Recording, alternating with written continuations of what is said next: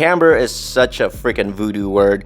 If you're a rookie and you don't know anything about camber, I'm gonna try to break it down for you easier here so you can understand what it is. So this is my upper A-arm or upper control arm for my Integra. All right, so this will apply to your EKs, your EGs, obviously your DCs, your DAs, any front-wheel drive Honda, and some like rear-wheel drive cars. All right, so the upper arm right here is connected to this guy right here from the top. This is where the wheel goes, and this is the lower ball joint, okay? This is like the spindle, all right? So this guy, let me show you where this goes real quick because you might not know where this goes, but if I show you, you might be like, oh, okay, I get it.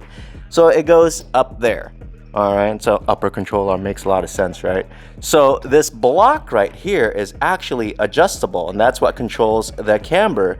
You crack those bolts right there on each side, and you can slide that rectangular piece right there up or down, which means up going into the car is more camber, out this way towards me is less camber. Now, why would you want to run more camber or less camber? All right, so let's just talk about your car if it was stock. On a stock car, stock setup, the wheel, we're gonna look at the front of the car right here. The wheel is relatively straight. Now, it might look like you have no camber and you're like, oh, I got zero camber, which is actually wrong. Most cars have some sort of camber because when you take a corner, this wheel, which is looking like this, it kind of goes like this. It bows out, which means it's positive camber. All right, this is positive camber if we're looking at the front of the car right here, and this is negative camber when you see like Stancy boys. All right, they got like crazy cambers like this, look like spaceships. Anyways, if you have stock camber and you're taking in a corner and you can feel it like not really grip and it starts to screech or whatever, it could be a lot of things, but I mean camber, it goes positive like this on a stock setup. All right, so if you want to drive your car aggressively, you want to run a little bit more camber, so when you corner it corrects this way, which means you have more tire patch on the ground. I hope that makes sense. I know it's kind of confusing, but that's like the easiest way I can explain this. So what I have here is the upper control arm from Pro Car Innovations, and I use a lot of PCI stuff on my car. Like everything on this car is PCI, and it's all spherical. Spherical meaning it doesn't use rubber or urethane bushings. It uses these like balls right here, all right, and it's all metal to metal contact. It makes a lot of noise, so if you guys are dailying your car, I don't suggest running sphericals because it is gonna annoy the shit out of you, and you're gonna learn Braille because you could read what the road is saying because, yeah, it makes all sorts of noise. I totally don't recommend it for daily use. Now, I do take out my car only for canyon drives, so I'm like, I don't really care.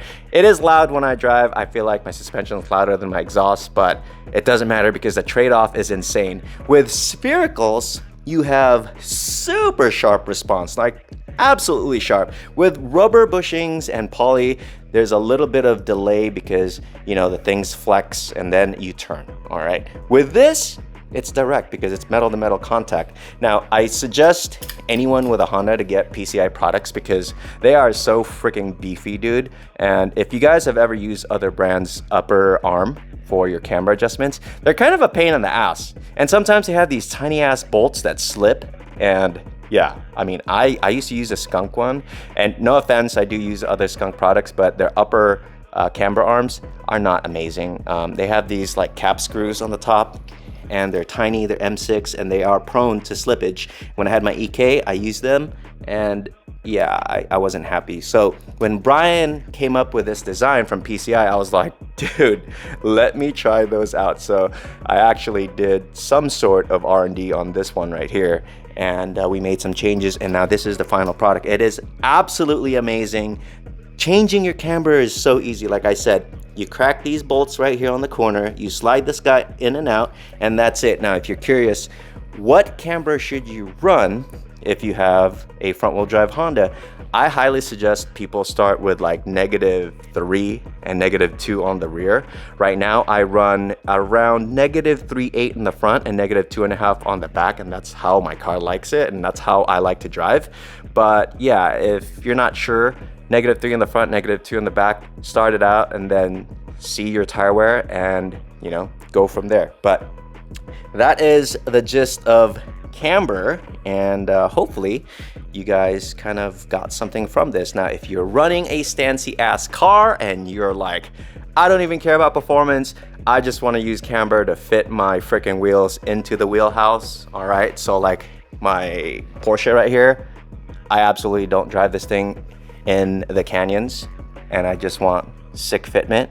So yeah, I just run the Camber so it clears the fenders, and that's pretty much it. I mean, I don't know what the hell Camber I run here, but that's actually not that crazy. Look, it's like negative 3.5 maybe on the front, and then matching on the back. That's my biggest pet peeve though, and when people do stancy cars or like a street build, when the rear camber is more aggressive than the front, or the front's more aggressive than the rear. Like, I always try to match them so they look good.